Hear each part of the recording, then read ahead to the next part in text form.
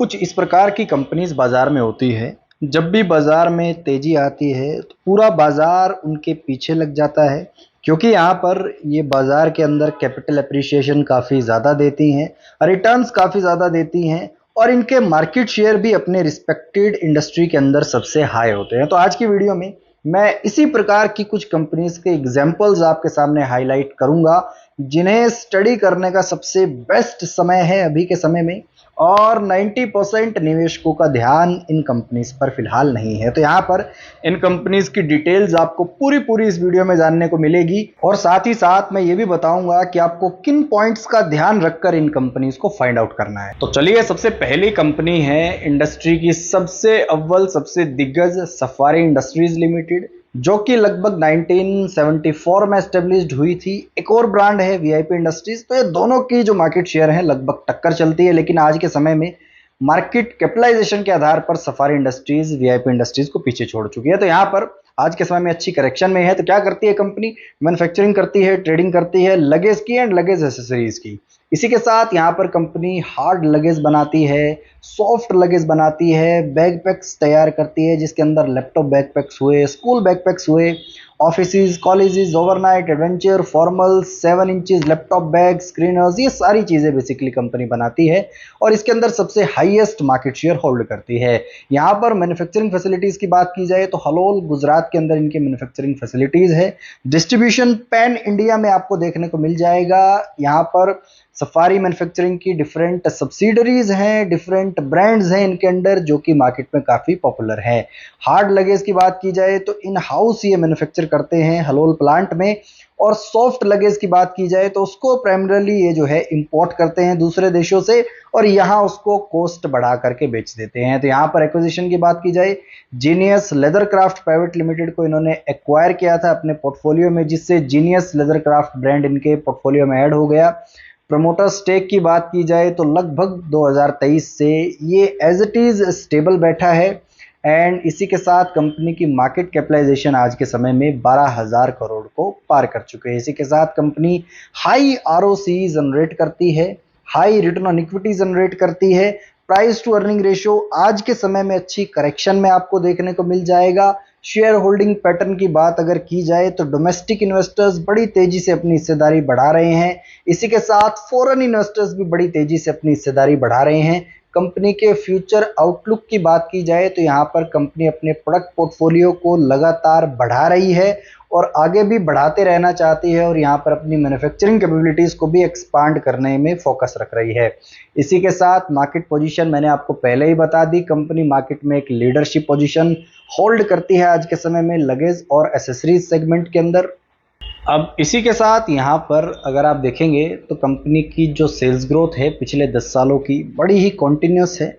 इसी के साथ प्रॉफिट ग्रोथ आप देख सकते हैं लगातार बड़े ज़बरदस्त आंकड़ों के साथ कंपाउंड हो रही है एंड स्टॉक की सीएजीआर भी बड़ी शानदार है एंड रिटर्न ऑन इक्विटी भी अपनी पीक पर लगातार आपको देखने को मिल रही है। तो यहाँ पर आप इन कंपनीज को और इन जैसी हाई मार्केट शेयर वाली कंपनीज को जिनमें कंसिस्टेंसी बहुत ज़्यादा है, फिलहाल उनको स्टडी कर सकते हैं, जिससे भविष्य में आपको जो है काफ़ी अच्छा मुनाफा ये कंपनीज दे सकती है। तो यहाँ पर एक बात ध्यान में रखिएगा, मैं जिन कंपनीज के नाम ले रहा हूँ या जिन कंपनीज की स्टडी आपके सामने पेश कर रहा हूँ, ये प्योरली एग्जाम्पल बेस्ड है। आपको इसे रिकमेंडेशन नहीं समझना है, आपको इसे स्टडी पर्पज़ और एजुकेशनल पर्पज़ से ही लेना है।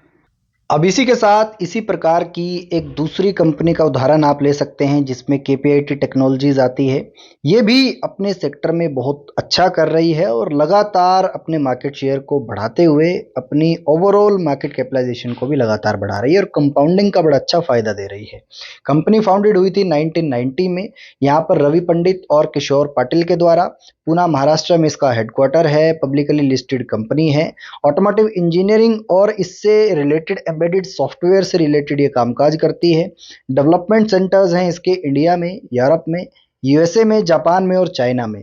आज की डेट में 12,727, ये 2023 का डेटा है। सो यहाँ पर आज की डेट में लगभग 14 से 15 हज़ार एम्प्लॉयज़ इनके आपको देखने को मिल जाएंगे। बिजनेस की बात की जाए तो यहाँ पर ओवरऑल इसका जो कोर बिजनेस है इंजीनियरिंग रिसर्च एंड डेवलपमेंट का है। ऑटोमोटिव कंपनीज के लिए इंजीनियरिंग रिसर्च और डेवलपमेंट सर्विसेज प्रोवाइड करती है। इसी के साथ इसी से related embedded software productions development का काम करती है। स्पेशलाइजेशन है ये ऑटोमोटिव ओईएम के लिए जो है टेक्नोलॉजी सॉल्यूशंस प्रोवाइड कराती है। यहाँ पर इसके डेवलपमेंट सेंटर्स जैसे कि मैंने आपको बताया इंडिया के साथ साथ यूरोप, यूएसए, जापान, चाइना में जो है ओवरऑल देखने को मिलेंगे। और यहाँ पर ये वर्ल्ड वाइड अपनी सर्विसेज प्रोवाइड करती है।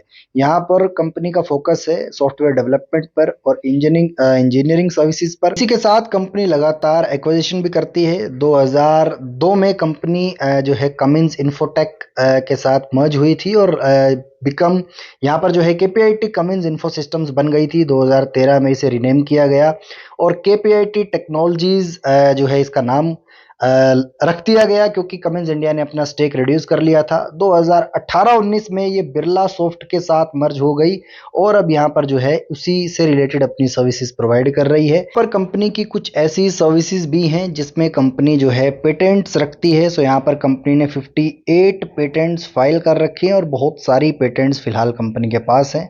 अवार्ड्स की बात की जाए तो ऑटोमोटिव इंजीनियरिंग में इनोवेशन से related different rewards and awards company ने हासिल किए हैं और लगातार डिजिटल टेक्नोलॉजी की एडवांसिंग में अपना योगदान कंपनी दे रही है। आज की डेट में यहाँ पर डीआईज का स्टेक लगभग डबल हो चुका है अपने पुराने वाले स्टेक से। तो आप दिसंबर 2023 से दिसंबर 2024 में ये स्टेक को डबल होता देख सकते हैं और एफआईज ने अपनी हिस्सेदारी को कट किया है। लगभग 25-26% से हिस्सेदारी फिलहाल ये 17.17% पर आ चुकी है। कंपनी के शेयर प्राइस में भी आपको काफी गिरावट देखने को मिलेगी, करेक्शन फॉर्मेट में देखने को मिलेगा। इसी के साथ कंपनी के हिस्टोरिकल आंकड़े अगर आप उठाओगे तो वो बहुत लाजवाब आपको देखने को मिल सकते हैं। लास्ट 5 इयर्स की सीएजीआर ही कंपनी के लगातार पास्ट परफॉर्मेंस की ओर इशारा करती है। अगेन आज के समय में कंपनी अपनी highest return on equity enjoy कर रही है। तो यहाँ पर ऐसी कंपनी जो लगातार हाईएस्ट एवर रिजल्ट्स पोस्ट कर रही हो, मैं इस प्रकार की कंपनीज को लॉन्ग टर्म इन्वेस्टमेंट के लिए एक सही दांव मानता हूं, बेट मानता हूं। तो आप इस प्रकार की कंपनीज जो कि एक अच्छा मार्केट शेयर रखती हैं, कंसिस्टेंट हैं और इस गिरावट के अंदर और एक अच्छी करेक्शन में भी है, तो आप इन कंपनीज पर फोकस कीजिए।